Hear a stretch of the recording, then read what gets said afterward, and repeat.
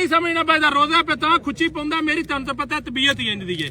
ਜ਼ਬਾਨ ਭਾਵੇਂ ਥੋੜੀ ਮੇਰੀ ਖਰਵੀ ਹੈ ਲੇਕਿਨ ਮੇਰਾ ਦਿਲ ਨਹੀਂ ਇੰਜ ਤੁਹਾਡੀ ਮਿਹਰਬਾਨੀ ਸਰ ਗੱਡੀ ਦੇ ਬਹਿ ਜੇ ਇਦੋਂ ਮੇਰੇ ਤੱਕ ਨਾ ਜਿਵੇਂ ਭਰਾ ਮੇਰਾ ਸੋਹਣਾ ਹੈ ਨਾ ਗੱਡੀ ਵੀ ਇੰਜੀ ਸੋਹਣੀ ਹੈ ਠੀਕ ਹੈ ਇਹ ਸੋਹਣਾ ਹੈ ਫੂਡ ਨਾ ਰੋਦੀਆਂ ਚ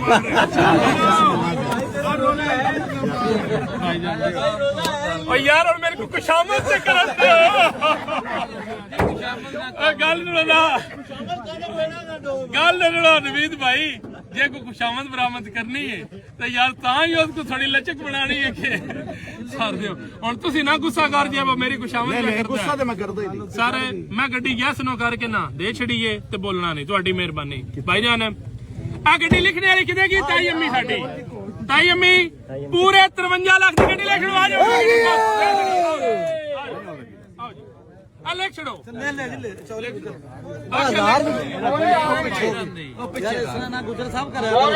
लिखो गड्डी यार लिखो